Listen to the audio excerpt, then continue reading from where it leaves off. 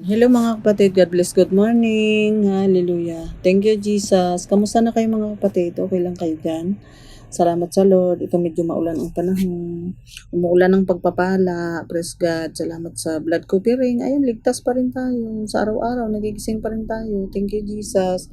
At tuloy pa rin ang ating panalangin sa bawat araw na tayo nga ay balutan ng banal na dugo ng Panginoon para makaligtas tayo dito sa ating pinagtataguan nga na pandemic na yan. Amen. Praise God. Thank you, Jesus. Sa kabila ng lahat, ilang buwan na tayo naka-quarantine, hindi pa rin nagkulang ang load. Talagang napakabuti ng Diyos. Hindi niya tayo pinabiyaan, hindi na tayo iniwan.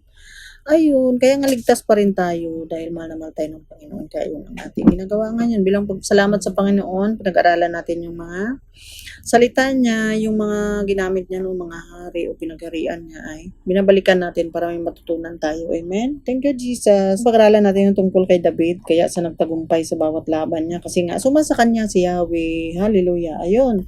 Thank you, Lord. Kailangan sumasa ka atin lagi ang Panginoon para Emmanuel nga. Ewan. Matthew 1:23. Sumasa atin siya. Praise God. Kaya itong ginagawa natin, sumasa atin pa rin siya. Siya nagpatubo at nagpalago ng mga salitang to na may tanim sa ating mga puso. Amen. Praise God. Thank you, Jesus. Ayun, ang verse natin of the day ay 1 Samuel 16 verse 18. Isa sa mga lingkod na naroon ang nagsabi, si JC na isang taga Bethlehem ay may isang anak na magaling tumugtog. Wow, ang galing nito talaga si David. Ang dami niyang talent. Siya po ay matapang na mandirigma. Ayun, magaling sa tumugtog, matapang pang mandirigma. Mahusay magsalita. Wow, para pa lang tayo to si David. Mahusay magsalita. Amen. Thank you, Lord. Glory to God. At magandang laki. O, edi magandang babae tayo. Thank you, Jesus. Mahusay na magsalita. Thank you, Lord. At magandang lalaki. Nasa kanya si Yahweh. Kahit babae ka, kahit anong lahi ka, kung sumasa atin nga si Yahweh. Edi, mahusay nga tayo sa lahat ng bagay. Thank you, Jesus. Ayun. At sabi naman kasi dun sa 1 Corinthians 1:5, naalala ko lang mga kapatid, idugsong na din. Dahil sa pag-isa natin sa Panginoon, na ito nga, kaya laging kasama ni David, ay naging masagana tayo sa lahat ng bagay, maging sa panalita at kaalaman. Tama. Kaya to si David ay mahusay madirma at mahusay magsalita. Amen. Thank you, Jesus. Lahat yun ay biyaya at kaloob ng Lord sa atin, kaya mahusay tayo magsalita. Hallelujah. Thank you, Lord. Kahit bakwit-bakwit, Bisaya, basta mahusay. Sabi nga ng Panginoon eh. Matapos mag-usap, ayun, nag-usap dito si David dahil nga sumaskantyan si Yahweh, pati si Jonathan ay napaibig sa kanya. Pero hindi naman sila bading. Napaibig sa kanya kasi sumasa kanya nga si Yahweh. Na para daw sa pag-ibig sa sarili at sa na parang kapatid. Amen? 1 Samuel pa rin 18 verse 1 and 3. Matapos mag-usap sina Saul at David, ang kalooban ni Jonathan na anak ni Saul ay napalapit kay David. Hallelujah. Napamahal si David kay Jonathan tulad ng pagmamahal nito sa kanyang sarili. Hallelujah. Thank you, Lord. Dahil sa pagmamahal ni Jonathan kay David, isinumpa niya na sila ay magiging magkaibigan habang buhay. Hallelujah. Maging magkaibigan nga sila. Diba si Jonathan laging magawa ng paraan para maligtas siya sa tatay niya mismo. Praise God. Napakabuti din na anak nito si Jonathan. Hindi naman siya lumaban sa ama niyang si Saul kahit na alam niyang sala yung ginagawa. Pero sumunod siya. Parang nilinlang din niya itong tatay niya para maligtas si David na lingkod ng Diyos. Kaya napakabuti talaga ng Diyos. Hindi siya lumaban sa tatay niya pero sumunod siya sa Father God in Heaven. Amen? Kaya mahalaga itong alam natin yung Word of God para tayo. Katulad nito si Jonathan, gumawa tayo ng paraan sa mga kapatid, spiritually, na makapagligtas, hindi yung sulsulan ng sulsulan. At saka yung naghahari pa na doon sa gitna ng kawan, yung may dumating na pastol na katulad ni David, ay wala man lang Jonathan na nagtanggol, puro Saul. Kaya ang saya ng buhay. O, spiritual ang pinag-usapan natin dito mga kapatid. Ang nakakaunawa lang naman dito sa mga sitang to, kung espiritu ng Panginoon ang sa atin, espiritu ni David, munawaan natin to. Pero pag espiritu ni Saul yung sumas atin, ay hindi natin ito maintindihan. Hallelujah. Ibig sabihin marunong tayo kay Saul. Dahil ang karunungan nga, ang espiritu nga ay sa Panginoon. Na yun yung sumabaybay kay David kaya siya nagtagumpay. Amen. At tayo din naman sa panahon ito, tagumpay tayo kung espiritu nitong sumabaybay kay David, hindi yung espiritu na pumapasok doon kay Saul. Hallelujah. Verse 4, 20 pa din. And ito na hinanting na ni Saul si David. Kaya naging kaibigan ni si Jonathan. May mission pala to si Jonathan sa buhay niya para siya maligtas. Hallelujah. Napakabuti talaga ng Diyos. Ano mga kapatid? Talagang laging may tao siyang ginagamit para, nabibingit talaga yung mga lingkod niya, pero may tao siyang ginagamit para mailigtas. Hallelujah. Pati nga uwak ginagamit niya para makapagligtas, ano mga kapatid. Pati nga asno ginamit niya, pinagsalita niya doon sa aklat ng bilang, ano, para maligtas si Balaam. Thank you, Lord. Hallelujah. Walang posible sa Panginoon. 1 Samuel pa din. 20 verse 1. Hallelujah. Si David ay tumakas sa Nayot. Nasagwa pakinggan. Nakipagkita kay Jonathan, itinanong niya rito, ano ba ang nagawa kong masama? Ano ba ang kasalanan ko? At nais akong patayin ng iyong ama. Verse 9. Sinabi ni Jonathan, hindi mangyayari iyon. Sasabihin ko kung may masamang balak sa iyo ang aking ama. Ayan. Ito si Jonathan naging kasangkapan pa para maligtas si David. Hallelujah. Thank you, Jesus. Verse 13. Ito may, dahil sa pag-ibig to ni Jonathan kay David na parang magkapatid. Ito pang gumawa ng paraan para maligtas si David laban sa kanyang ama na si Saul. Hallelujah. Thank you, Jesus. Kung galit, ipaalam ko sa iyo para maklayo ka pa, parusahan ako ni Yahweh kapag hindi ko ginawa ito. Patnubayan ka nawa ni Yahweh tulad ng pagpatnubay niya sa aking ama. Sabi ni Jonathan kay David, kung buhay pa ako sa araw na iyon, huwag mong kalimutan ang ating pangako sa isa't isa. Hallelujah. May mga tao ngayon sa panahon ito na magkaibigan ay katulad si Jonathan at si David. Kung ako na may patay na, huwag mo sanang pabayaan ang aking sambahayan kung dumating ang araw na lipulin ni Yahweh ang iyong mga kaaway. Ayun. Kasi nga, ito nga si Saul, itatay niya, paglipulin na daw yung ano. Kaya alam din naman ni David kung anong kahinatnan nung lumalaban sa mga lingkod ng Diyos. Hallelujah. Ito si David, si Jonathan, ang espiritu niya ay talagang ka-espiritu niya si David. Kahit natatay niya si Saul ay pinagtanggol pa rin niya si David. Kasi unawaan niya yung layunin ni Yahweh. Praise God. Napakabuti ng Diyos. Ano mga kapatid? Kaya ito ang gumawa ng paraan para maligtas nga si David sa tatay niya. Huwag mapatay ng tatay niya. Nagpangakuan pa sila. Amen. Praise God. Kaya nung panahon nga ni na isama na natin, isama sa outline ng kapatid ay napalala sa akin ng Diyos. Yun, nung pinarusahan na ng Diyos nga ito yung si Saul, pati si Jonathan nga ay na matay din. Ayan, kaya naman itong napursahan nga si Saul kasi nga ay hindi siya nakasunod kay Yahweh. Tapos napasama din naman ang anak niya si Jonathan na sinabi niya kung parusahan na daw yung anak kong siya nga daw ay kahit na malipol na siya parusahan ni Yahweh yung kalaban ni Jabez. Ay wag daw kalimutan yung kanyang sambayan o ang kanyang angkan. Kaya nga yung anak nitong si Mephibosheth ay niligtas ni David ng hari. Pag-aralan natin, sunod natin pagtitipon. Amen. Praise God. Thank you, Jesus. Ayun na, nagawang mabuti ito si Jonathan sa kay David kaya sa iniligtas niya. Praise God.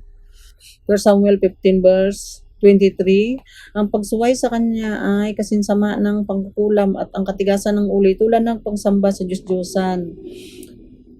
Sapagkat itinakwil mo ang salita ni Yahweh, itinakwil ka rin niya bilang hari. Ayan, tinakwil ni Yahweh bilang hari ito si Saul na si Samuel naman nagsabi sa kanya dito. Kasi nga hindi siya nakasunod. Ayun, yung pagsuway daw, kasinsama ng pangkukulam at ang tigasan ng ulo ay pagsamba sa Diyos-Diyosan. Kasi pag matigas ang ulo mo, ikaw ang susunod. Diyos-Diyosan nga natin daw ang ating sarili. O diba, napakalinaw ng salita ng Lord. Hindi liborto ang pinag-usapan dito. Yung pagsunod at pagsuway ay may kaparusahan. Ayun, ang pagsuway daw kasinsama ng pangkukulam.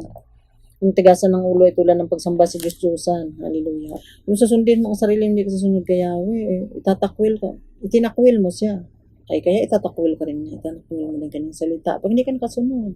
Hallelujah. Ay kung ikay pangaral pa, hindi mo namumuhay, parang maraming tinakwil yung salita ng Lord at ang iyong sarili. Praise the Lord. Hallelujah. Kaya ayun nga, naging kasalanan ni David, kaya siya nawala nga sa kaharian ng Diyos. Inalis siya ni Yahweh. Buti na lang to si Jonathan at si David, may sumpaan sila doon sa 1 Samuel 20 verse 13 hanggang 15. Hallelujah. Thank you, Jesus. Ito si Jonathan, kahit ama niya si Saul, ay gumawa pa rin siya ng paraan para miligtas niya si David na lingkod ng Diyos. Amen. Thank you, Lord. Ang Diyos ay napakabuti. Yan, ito na nga, napursahan natin si Saul. Nadadamay pati si Jonathan. Isipin mo yung paglabag sa Panginoon ay nadadamay pati mga anak, mga kapatid. Then dahil sa paglabag na yun ni King Saul, natanggal sa pag-ari, tinakwil na daw. 1 Samuel pati 28, 16 hanggang 19, sinabi ni Samuel, bakit nagtatanong ka pa sa akin, gayong tinakwil ka na ni Yahweh at siya'y kaaway mo na. Ayun, kaaway na yun. Kasi sinabi sa Samuel 15 verse 23. Kasi nga, hindi nga siyang kasunod. Hallelujah. Ayan ang katuparan ng inasabi niya sa iyo, inalis na sa iyo ang pagiging hari at binigay na kay David. Ayun, binigay na kay David. Malinaw. Hindi mo sinunod ang kanyang utos na lipulin ang mga Amalekita, kaya ginawa niya ito sa iyo. Ikaw at ang buong Israel ay ibigay na ni Yahweh sa kamay ng mga Pilisteo. Bukas ay ikaw at ang iyong mga anak ay mamamatay rin sapagkat niloob na ni Yahweh na mahulog kayo sa kamay ng mga Pilisteo. Niloob ni Yahweh kasi hindi ka nakasunod. Ganon katindi noon mga kapatid. Ngayon pa rin naman, hindi naman basta-basta saan papahamak tayo kasi nga hindi tayo nakasunod. So dahil mga bagin ang Lord, binibigyan pa rin tayo ng ulit-ulit na pagkakataon. Hallelujah. Thank you, Lord. Dahil nga sa ginawa ng Panginoong Jesus, doon lagi nakatingin ang Panginoon tagapamagitan sa atin mga kasalanan. Amen. Praise God. First Chronica 10 verse 2, si Saul at ang kanyang mga anak ay inabutan ng mga Pilisteo. Pinatay ng mga Pilisteo sina Jonathan, Abinadab at Melchizua, ang mga anak ni Saul. Ayun.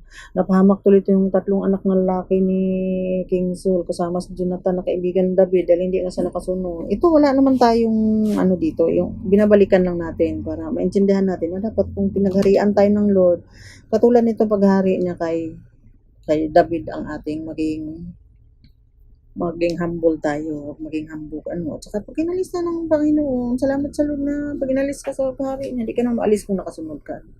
Thank you, Jesus. At ito, Jonathan, mayroon din siyang papel na ginampanan, kaya pala siya nakapabilang doon. Ayun nga lang, pinausahan na nga, sabi nga niya doon sa 1 Samuel 20 verse 13-15. Nagagawa siya ng paraan para maligtas si David. O, gumawa nga talaga siya. Ayun, nung napursahan naman, sabi yung pursahan ng iyong makaaway. So, daw kalimutan kanyang sambahayan. Praise God. Ayun. Kaya pinarusahan nga ni Yahweh yung kaaway ni David. O, ay, si Jonathan, kahit siya'y mabuti ang layunin niya at buti ang puso niya dahil ama niya si Saul, nadamay pa rin siya kasama sa naprusahan. Naalam na rin naman yung Jonathan. Praise God. Thank you, Jesus. Ayun, kaya magpaka-Jonathan tayo, mga kapatid. Huwag tayo makapag-Saul kahit natatay natin si Saul. Hallelujah. At saka kung ito man lahi ni Saul ang ating pinanggalingan. Amen. Thank you, Lord. Thank you, Jesus. Hallelujah. Sa gitna ng iglesia, mayroon doon yung, kasi noon, yung pinipili ni Yahweh, mga kapatid, ay yung humble heart para pagharian. Para gawing hari. Ngayon, nipili yung humble heart para pagharian. Kabliktaran, yung hari noon, pagharian ngayon. O kung humble heart tayo, pagharian tayo ngayon. So, pag pinagharian tayo, huwag tayo maging humble para huwag tayo maalis katulad ni Saul. Amen. Praise God. Thank you, Jesus. 2 Chronica pa rin, 10 verse 13-14. Ito yung kanina. Namatay si Saul sapagkat hindi siya naging tapat kay Yahweh. Ayan, dahil sa galit at inggit na doon kay David, hindi siya naging tapat. Ay, si David na ay laging sinasamahan ni Yahweh. At sinuway niya ang kanyang mga utos. Sumangguni pa siya sa nakipag-usap sa espiritu ng namatay na. Ayun, yung binasa natin kanina. 1 Samuel 28 verse 16 hanggang 19. Kasi espiritu na doon si Samuel. Pero bubangon pa rin. Kinausap si David. Ang galing, mga kapatid. Thank you, Lord. Hallelujah.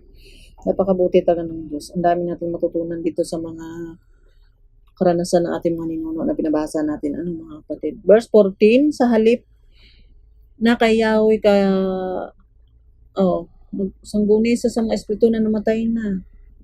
Sa halip na kay Yahweh, kaya siya pinatay ni Yahweh at ibinigay ang paghahari kay David na anak ni Kisi. Talagang pinapatay ni Yahweh, tagayaw sumunod, mga kapatid. Ayan.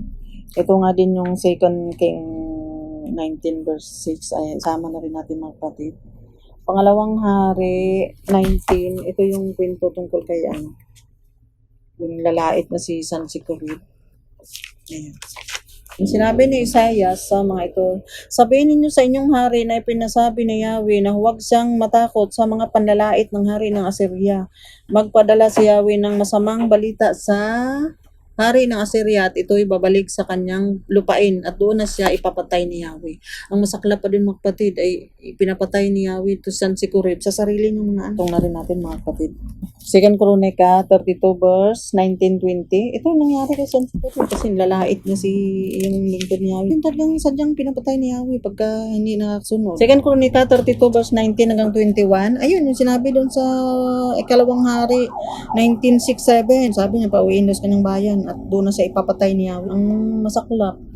Ito siya pinapatay ni Yahweh. Sinabi nila sa mga Diyos ng Jerusalem ay tulad lamang ng mga Diyos-Diyosan ng ibang bansa na gawa lamang ng kamay ng tao. Dahil dito, nanalangin at humingi ng saklolo sa Diyos sina Haring Isikiya at Propeta Isaya na anak ni Amos. Hallelujah. Ayan, ganun ang panlaban mga kapatid. Manalangin ka, tumingi ng tulong kay Yahweh. Hallelujah. Nagsugo si Yahweh ng isang anghel at pinatay nito ang mga pinuno at mga kawal ng Assyria. Kaya ang hari ng Assyria ay umuwi. Hiyang-hiya nang pumasok siya sa templo ng kanyang Diyos, pinatay siya sa saksak ng sarili niyang mga anak. Ganun siya pinapatay ng Diyos. Si Sennacherib na ayun nga sinabi niya dito sa binasa natin kaniklawang. At saka Second Chronica pa rin 13 verse 20. Ito rin naman yung hari na ayaw sumunod kay Yahweh, hinayaan lang niya tapos pinatay. Second Chronica 13 verse 20, sa pananahon ng paghahari ni Abias, si Abias naman dito, hindi na nakabawi si Jeroboam, anak ni Solomon, nagkasala na sila hanggang sa patayin siya ni Yahweh. Ayan ang saklap. Pag hindi nakasunod ay pinapatay. Salamat naman sa Lord na tayo buhay pa mga kapatid. Kahit hindi tayo nakasunod, buhay pa rin tayo kasi mahabagin ang Lord. Naantay pa rin yun. Nibigyan pa rin tayo ng pagkakataon na sumunod na mga kapatid. Yung kapurusahan ay bukas na lang. Sabi doon sa Exodus 9 verse 5. Tinakda doon niya bukas. Ay kailangan ngayon pa lang mga kapatid ay sumunod na tayo. At yung bukas na yun ay baka mamaya ay ang Diyos nandoon pa rin. Ay tayo ang nawala na pala doon. Mga kapatid. Ay, kaya mag-isip-isip din at sumunod na. Para wag mapatay. Thank you, Lord. Tunay naman talaga yung mga pinag-aralan natin. Laging ganun, mga kapatid. Kaya may natutunan tayo dito. Kung susunod tayo ngayon na, sabi nga doon sa 2 Corinthians 6 verse 1 and 2, na pinag-aralan na yun natin, mga kapatid. Ngayon na yung pagtanggap at pagsunod sa Panginoon, hindi bukas kasi. Ang Diyos ay laging hindi nauubos ang bukas ng Lord, pero yung bukas natin na may tapos. Kaya kailangan sumunod tayo ngayon na, now na. Mga kapatid, pag narinig natin to para kung ano man, edi uwi tayo sa bukal, hindi sa kanal, mga kapatid. Praise God. Ayun, at dito tayo magtatapos. Nagtagumpay si David kasi sumasa kanya si Yahweh, mahusay sa magsalita, mahusay na mandirigma, hallelujah, magandang lalaki, isipin mo yun. At sumasa kanya si Yahweh, mahusay pa siyang tumugtog. Kaya sa nagtagumpay at pinagtanggol pa siya ni Jonathan laban doon sa tatay kasi nga si David ay sumasa kanya si Yahweh. Amen. Praise God. Kaya itong pagsikapan natin, dapat lagi sumasa atin si Yahweh, hindi si Yawa. Mga kapatid. Praise God. At dito tayo magtatapos. Basahin na natin yung pinagsimulan natin kanina. Amen. Ang saya-saya. Lahat ng ating mga ginagawa, magsimula tayo sa Lord at magtapos tayo sa Lord. Huwag kay grim, Lord. Paulit-ulit. Thank you, Jesus. Ayun mga kapatid. Dito tayo magtatapos. Verse Samuel 16 verse 18, sa mga lingkod na naroon ang nagsabi, si JC na isang taga Bethlehem ay may isang anak na magaling tumugtog. Hallelujah. Siya po ay matapang na mandirigma. Matapang na mandirigma. Mahusay magsalita at magandang lalaki na sa kanya si Yahweh.